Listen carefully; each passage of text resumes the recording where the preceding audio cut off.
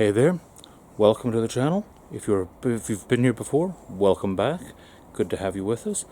As you can see, yes, we are starting out this video and it is almost dark.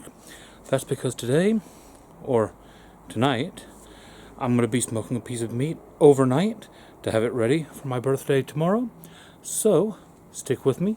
I'm going to get a few things set up and I'm going to show you how we do that. See you in a minute. Bye.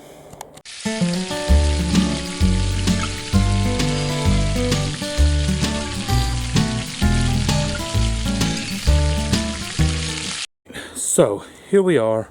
It's getting dark. I'm outside. Grill's just here. I'm going to show you how I'm going to get that set up. So, first things first, I'm going to take you over.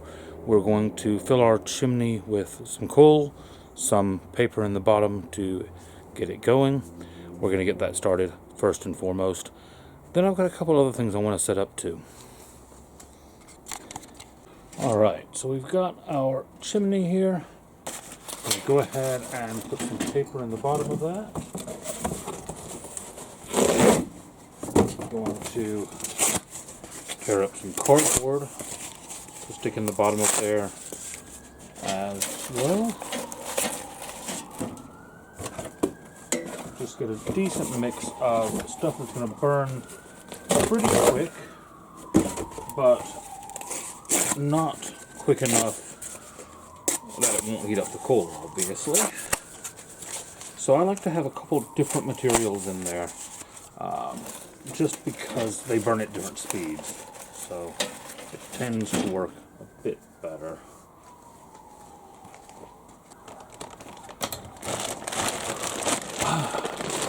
Next up, I've got my charcoal. This is not my normal charcoal. Long story about that.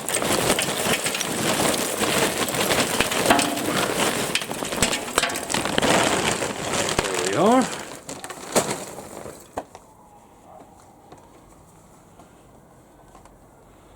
Gonna go ahead and get that lit at the bottom.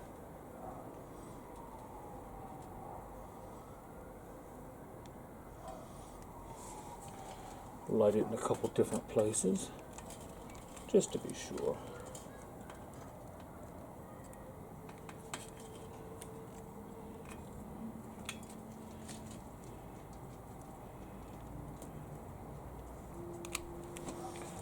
Alright, our coal is going to be getting hot. While that's doing, we're just going to get a couple other things set up. I've got this little smoke box.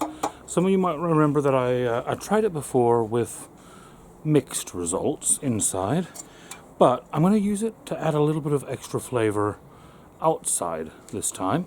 So, what I'm going to do is, starting out, I've got some nice cherry wood pieces.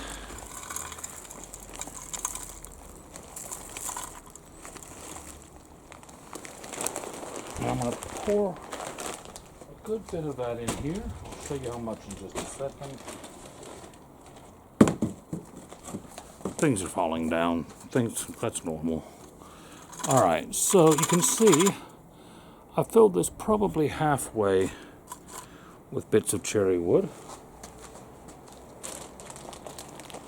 And then I'm going to take some of these oak pellets that I normally use in the Ninja, and I'm going to pour these into the top of the wood here. I'm going to try to do it without spilling things all over the yard. That might have mixed success.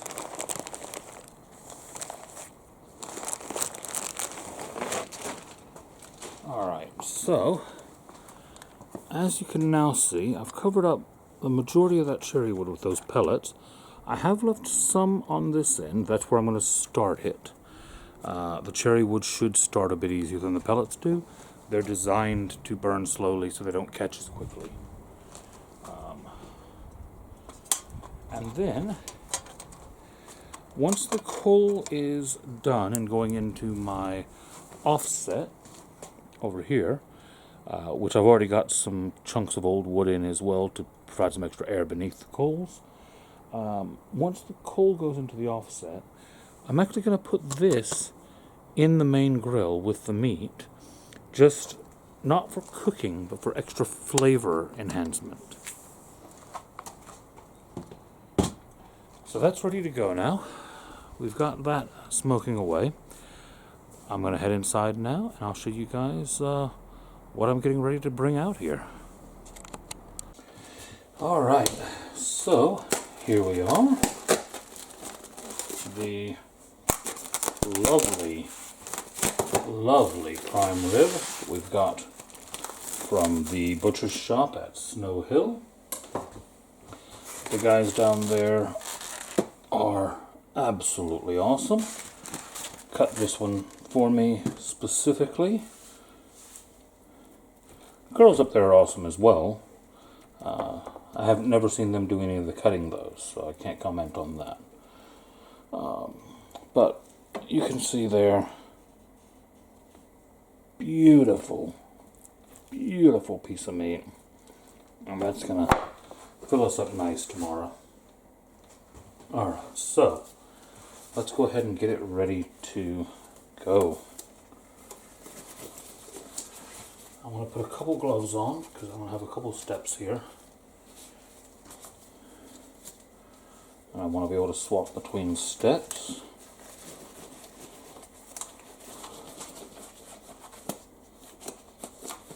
There we are. Now I'm going to start off with a bit of applesauce. Pork and apple are always the ones that are said to go so amazingly together, but actually, beef and apple work pretty well together as well. So there we go.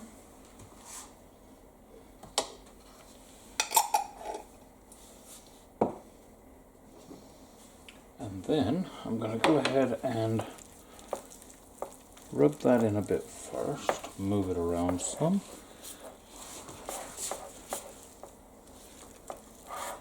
And as you can tell, I've not used a huge amount of this. Because it's going to be the bottom layer and I'm putting it in first, you're going to get that hit of flavor from it, even if I don't really overdo it with it.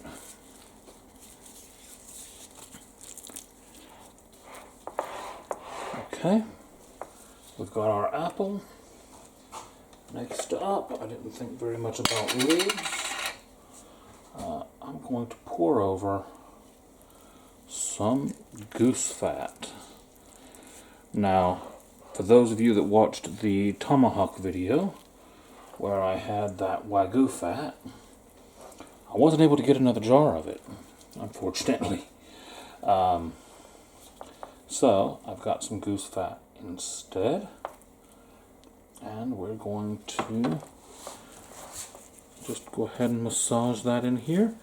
And again, it's going to help with our cook, it's going to help with our tenderization, it's going to help with our color. It's basically just going to make everything better.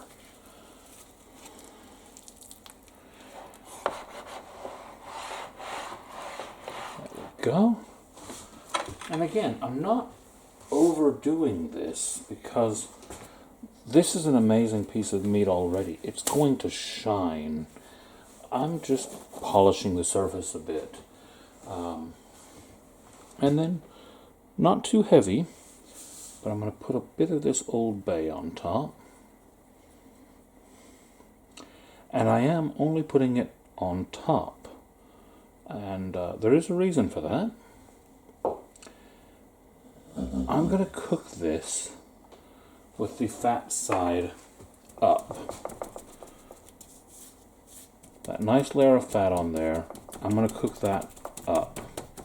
What that means is that as that fat renders, that has all of that seasoning on it, that's going to drip down into the meat, and it's going to enhance that flavor as it goes without me putting it all over the edge, because I do want to keep that very pretty look that it's got for serving. I'm actually paying attention to aesthetics. What the heck has happened to me in my old age? Alright, I've got one more trick, and I'll be right back. Now this is a meat injector. We're going to take a bit more of this. Sorry, you can't see it. This goose fat.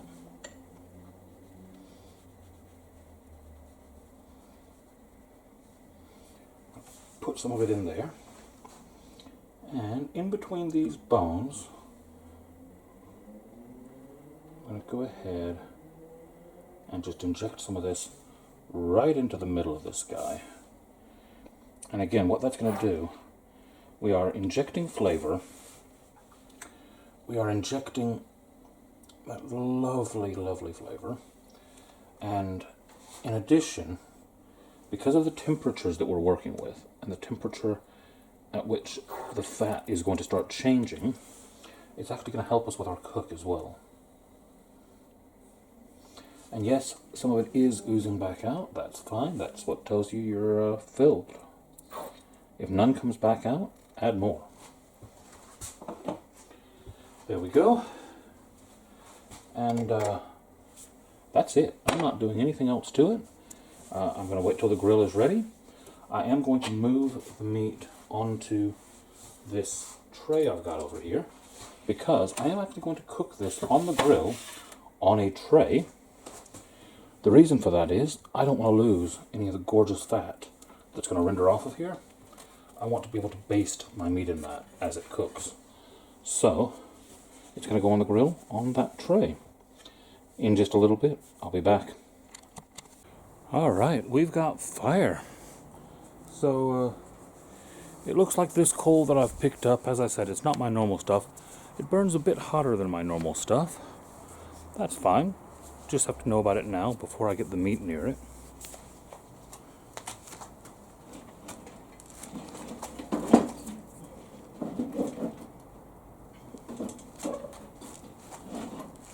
Yeah, it burns a lot hotter.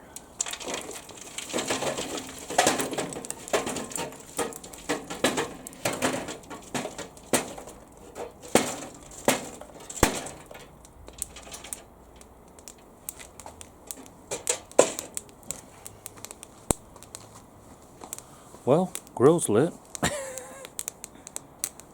think I'm going to give that a few minutes to calm down before we put the meat out here. See you guys soon.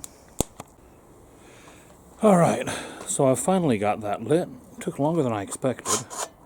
I'm going to close it up now and stick this in the main grill.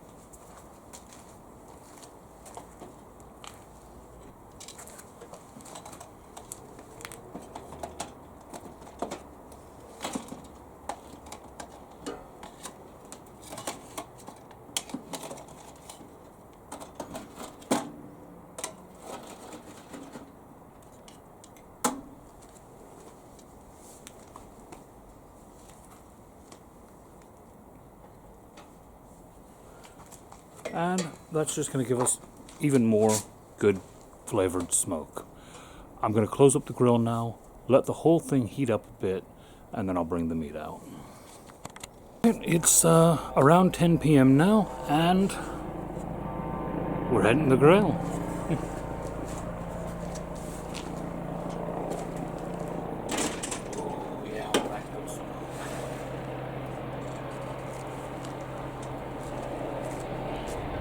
Say goodnight to it. I'll check on that one more time before bed, and then we'll leave it smoke until morning. Alright, it is about 12:45, so it is officially now my birthday, but we're going to check on this meat one more time before we go to bed, and make sure the fire's topped up, and then we'll check it again in the morning. So let me see how this thing's going on. Alright, look at that.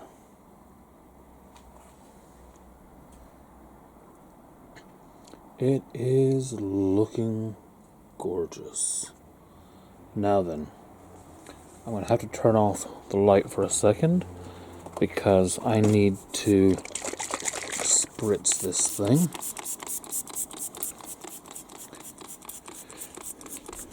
And I'm going to get it plenty moist. That's going to help develop that lovely outer bark crust that we want. I'm then also going to hit it with my oil solution, my butter oil, whatever you want to call that I've talked about before.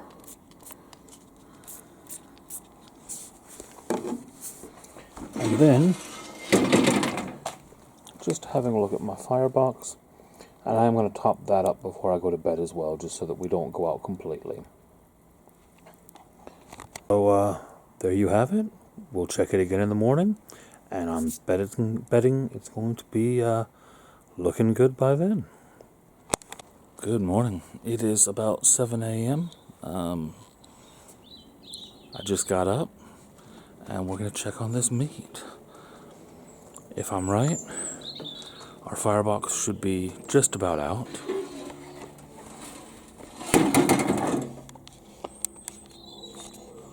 Looks like I'm right there.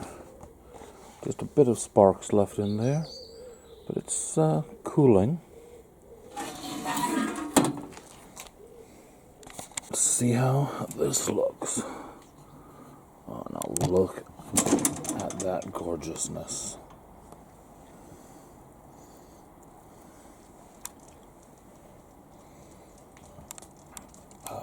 Yeah, I think that is looking good. Now then, what do I need to do? I need to add a bit more coal to the firebox to heat it back up. And we're going to bring this thing up to a bit of a higher temperature this morning and finish it off. I do need to go grab my thermometer though and just temp it before we start that.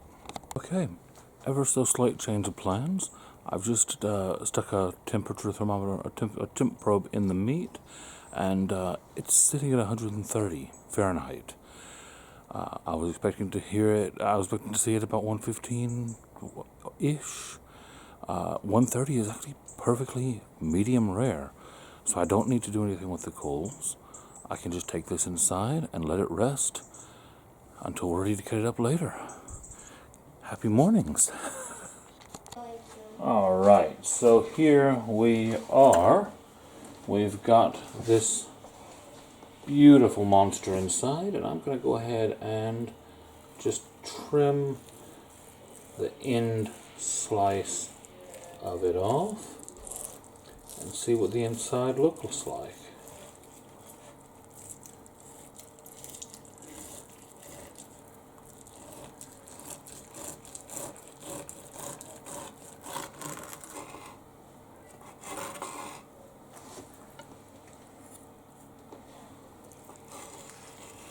And I would say that is a pretty lovely rare to medium rare.